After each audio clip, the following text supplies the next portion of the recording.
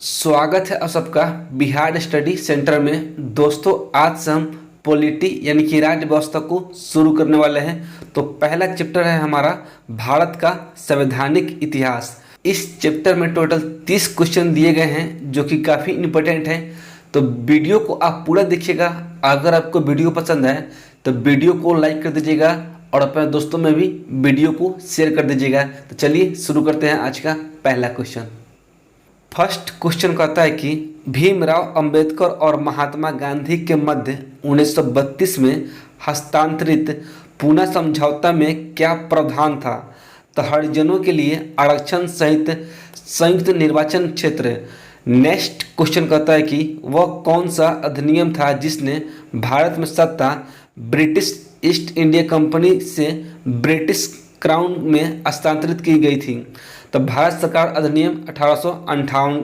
निम्नलिखित में से किस अधिनियम द्वारा भारत के गवर्नर जनरल को अध्यादेश जारी करने की शक्ति प्रदान की गई? तो भारतीय परिषद अधिनियम 1861 के द्वारा। यह सिद्धांत कि स्वतंत्र भारत के लिए नए संविधान को तैयार करना मुख्यतः खुद भारतीयों की जिम्मेदारी होनी चाहिए, पहली बार निम्नलिखित में से किस एक में स्वीकार किया गया था? तो लिथगो का अगस्त प्रस्ताव, ऑप्शन नंबर बी इसका राइट आंसर हो जाएगा। रेगुलेटिंग एक्ट पारित किया गया था 1773 में। अगला क्वेश्चन कहता है कि भारत के गवर्नर जनरल को किस एक्ट के द्वारा अपनी समिति के निर्णय को अस्वीकार करने का अधिकार मिला? तो 1786 का एमेंडमेंट एक्ट के द्वारा। नेक्स्ट क्वेश्चन कहता है कि महारानी विक्टोरिया को भारत की समाग्री नियुक्त किया गया था 1876 में। समाग्री विक्टोरिया ने 1858 की घोषणा में भारतीयों को बहुत सी चीज़ें दिए जाने का आश्वासन दिया था। निम्न आश्वासनों में से कौन सी ब्रिटिश शासन ने पूरा किया था? तो देशी रजवाड़ों की यथास्थिति बनाई रही जाएगी, ऑप्शन नंबर बी इसका राइट आंसर हो जाएगा। नेक्स्ट क्वेश्चन कहता है कि मिंटो मार्लो सुधार का उद्देश्य क्या था? तो पृथक निर्वाचन प्रणाली। मार्ले मिंटो सुधार बिल किस वर्ष में पारित किया गया था? तो 1909 में। मुसलमानों के लिए अतिरिक्त निर्वाचन मंडल प्रारंभ में किसके द्वारा लाया गया था?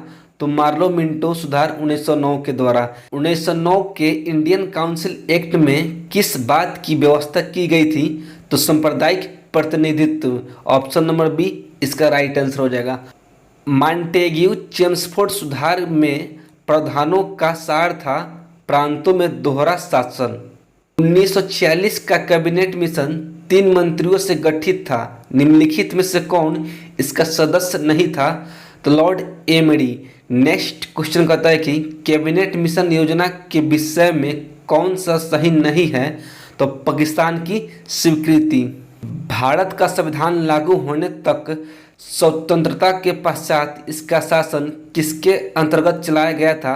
तो 1935 के भारत सरकार अधिनियम के अनुसार। भारतीयों को वर्ष 1947 में सार्वभौम सत्ता सौंपने की योजना निम्नलिखित में से किस नाम से जानी जाती है? तो माउंटबेटन योजना के नाम से। कौन सुमेलित नहीं है? तो साइमन कमीशन, भारत विभाजन, ऑप्शन नंबर डी इसका राइट आंसर हो जाएगा। भारत शासन अधिनियम 1919 के अंतर्गत विधायकी का अंतिम निर्वाचन किस वर्ष में किया गया था? तो 1945 में। 20 नंबर क्वेश्चन कहता है कि अखिल भारतीय महासंघ स्थापित करने का प्रावधान शामिल किया गया था भारत सरकार अधिनियम 1935 में। निम्न में से किस अधिनियम ने केंद्र में द्वैध शासन प्रणाली की स्थापना की थी? तो भारत शासन अधिनियम 1935 के द्वारा। संघीय प्रणाली का पहला प्रयास भारत सरकार अधिनियम 1935 के द्वारा किया गया था। किस अधिनियम की प्रमुख विशेषता प्रांतीय स्वायत्तता थी? तो 1935 का अधिनियम। भारत में सचिव का पद किसके द्वारा निर्मित किया गया था? तो भारत सरकार अधिनियम 1858 के द्वारा। किस भारत सरकार अधिनियम के तहत पहली बार विधायकी में कुछ निर्वाचित प्रतिनिधित्व की मंजूरी दी गई थी? तो भारत सरकार अधिनियम 1909 के द्वारा। भारत शासन अधिनियम 1935 द्वारा स्थापित संघ में अवशिष्ट शक्तियाँ किसे सौंपी गई थी? तो गवर्नर जनरल को। किस अधिनियम को मोंटेग्यू चेम्सफोर्ड सुधार के नाम से भी जाना जाता है? तो भारत शासन अधिनियम 1919 को। नेक्स्ट क्वेश्चन कहता है कि सूची 1 को सूची 2 के साथ सुमेलित कीजिए। तो अगस्त घोषणा का हो जाएगा लॉर्ड मॉन्टेग्यू, अगस्त प्रस्ताव लॉर्ड लिनलिथ को, और अगस्त संकल्प का हो जाएगा महात्मा गांधी, और प्रत्यक्ष कार्यवाही दिवस का हो जाएगा मोहम्मद अली जिन्ना।